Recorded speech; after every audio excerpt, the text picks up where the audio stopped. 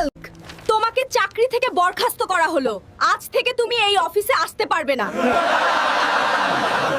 কিন্তু ম্যাম, আমি তো সব কাজ ঠিকভাবেই করেছি, তাও আমাকে চাকরি থেকে বের করে দিচ্ছেন কেন? আমি তোমার কোনো কথা শুনতে চাই না হাল্ক।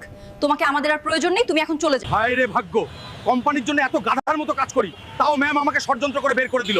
আজকে যারা আমার উপর অন্যায় করেছে তাদের আমি রাস্তায় এনেই ছাড়বো। তুই এসেছিস বাবা, তোকে এমন দেখাচ্ছে কেন? মা, এত কষ্ট করার পরও আমার চাকরিটা চলে গেছে। মা, এখন আমাদের কি হবে? কোম্পানির জন্য এত খাটলাম, তাও আমাকে বের করে দিল। সবকিছু ঠিক হয়ে যাবে বাবা, তুই এখন একটু ধৈর্য ধর।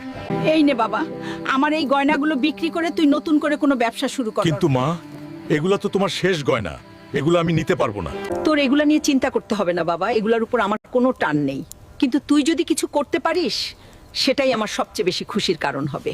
মা আমার জন্য তার শেষ গয়নাগুলো বিক্রি করে দিল। শরীর ফাইটা যাক, কিন্তু মায়ের